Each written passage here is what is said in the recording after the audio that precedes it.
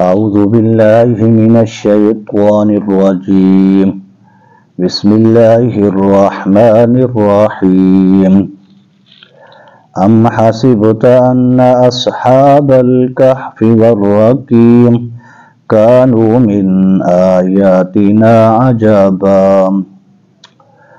بس میرے سامعین ناظرین، مشرکین مکہ نے 3 سوال کیے تھے۔ پہلا سوال تھا کہ روح کیا چیز ہے، دوسرا سوال اصحاب کہف کا واقعہ، تیسرا سوال ذوالقرنین بادشاہ کا واقعہ، اس کا ذکر۔ تو یہ 3 سوال کیے تھے۔ تو پہلا سوال روح کیا چیز ہے۔ اللہ فرماتے ہیں کہ وَيَسْأَلُونَكَ عَنِ الرُّوحِ، میرا پیغمبر یہ آپ سے روح کے بارے میں پوچھتے ہیں۔ سوال پہلا کہ یہ روح پوچھتے ہیں کہ روح کیا چیز ہے، تو میرا پیغمبر آپ جواب دے دیں، قُلِ الرُّوحُ مِنْ أَمْرِ رَبِّي وَمَا أُوتِيتُم مِّنَ الْعِلْمِ إِلَّا قَلِيلًا۔ روح کیا چیز ہے؟ من امر ربی، رب کا امر، یہ روح ہے، اسی کو روح کہتے ہیں کہ اللہ کے امر کو، اللہ کے حکم کو۔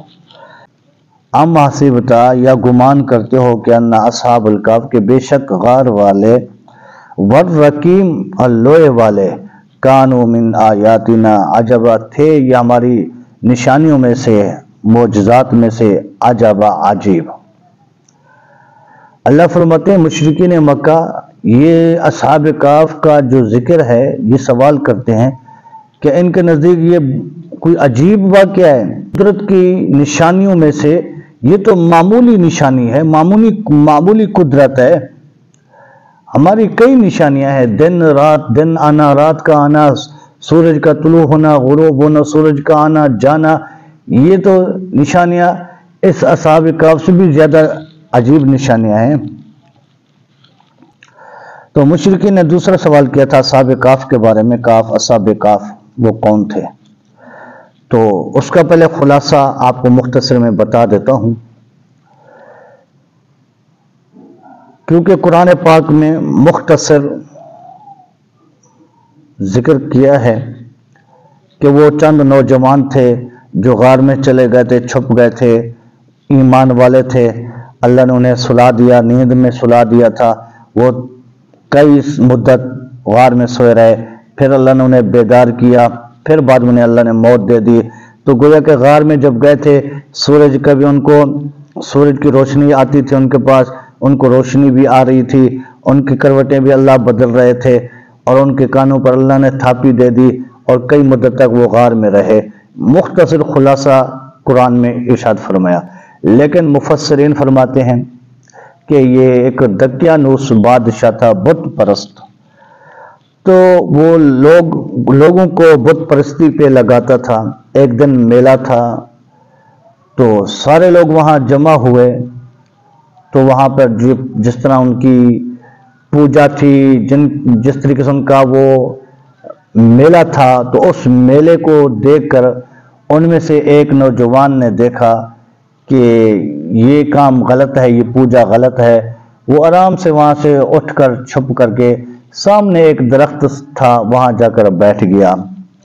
تو دوسرا ایک نوجوان تھا، اس نے جب دیکھا کہ یار کہ یہ کام غلط ہے، عبادت اللہ کی ہونی چاہیے، سجدہ اللہ کو ہونا چاہیے، یہ عبادت، یہ پوجا یہ غلط ہو رہی ہے، وہ دوسرا نوجوان بھی اٹھ کر درخت کے نیچے بیٹھ گیا۔ گویا کہ 1 2 3 4 5 6 7 آدمی نوجوان اٹھ کر وہاں جا کر درخت کے نیچے بیٹھ گیا۔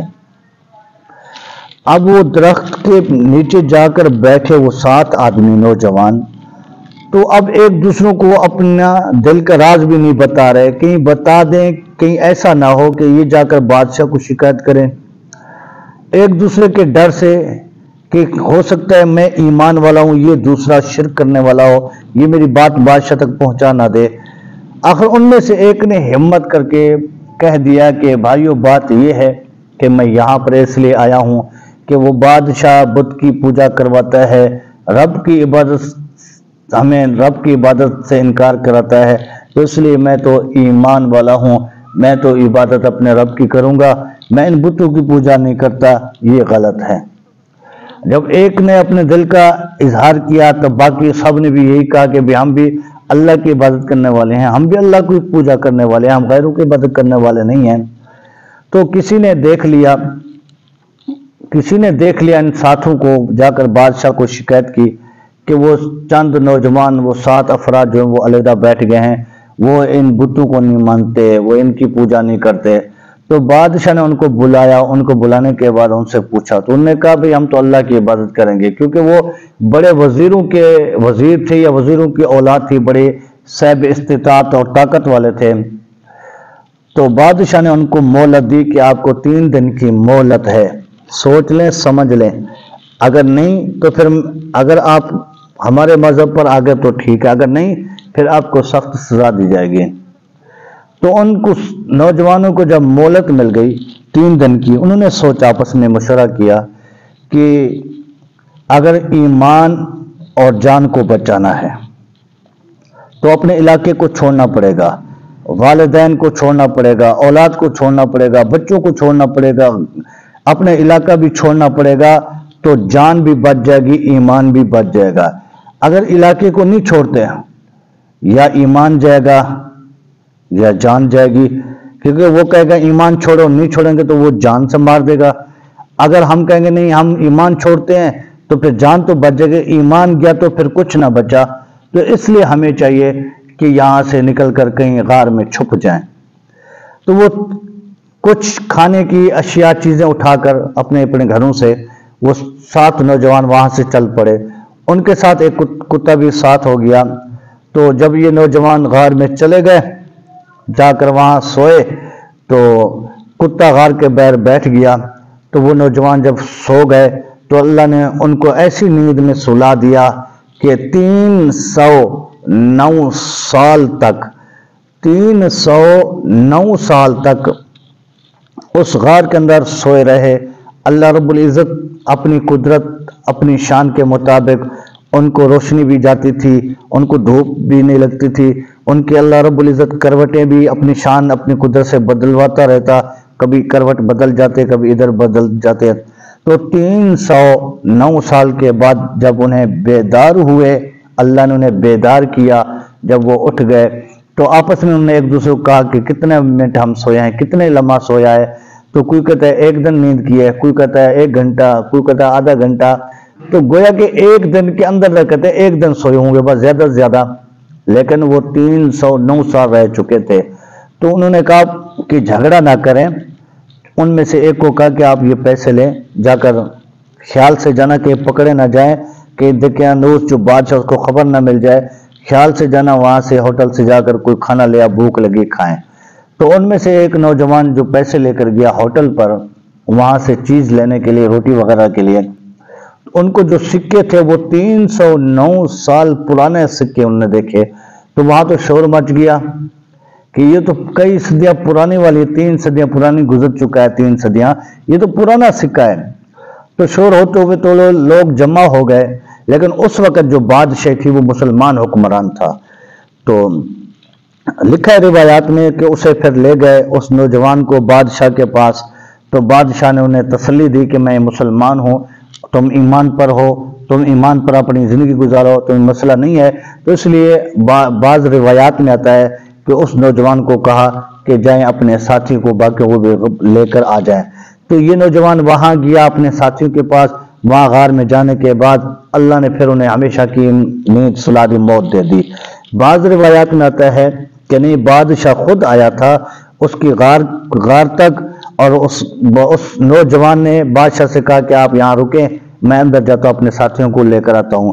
اندر گیا تو اللہ نے انہیں نیند میں سلا دیا، وہاں اللہ نے چھپا دیا۔ واللہ عالم بالصواب۔ بہر خلاصہ یہ ہے کہ وہ چند نوجوان جن کو اللہ نے 309 سال تک انہیں آرام کی نیند میں سلا دیا۔ بعض روایات میں آتا ہے کہ اس وقت کچھ ایسے لوگ تھے جو مرنے کے بعد اٹھنے کا انکار کر رہے تھے، تو اس لیے اللہ نے ان کو دوبارہ اٹھا کر دکھا دیا کہ 309 سال تک سلانے کے بعد ان کو میں دوبارہ زندہ کر سکتا ہوں، تو مرنے کے بعد پھر دوبارہ بھی میں زندہ کروں گا۔ تو اس لیے ایمان والو، میرے حکم اور وقت کے پیغمبر کی سنتوں کے مطابق زندگی گزارو گے تو تمہیں کامیابی ملے گی، اگر میرے حکم اور میرے نبی کی سنتوں کی مخالفت کرو گے تم بھی ہمیشہ ناکام ہو جاؤ گے۔ تو اس لیے ہمیں اگر کامیابی چاہیے اللہ کے احکامات اپنے نبی کی سنتوں پر زندگی گزاریں۔ وآخر دعوانا ان الحمد للہ رب العالمین۔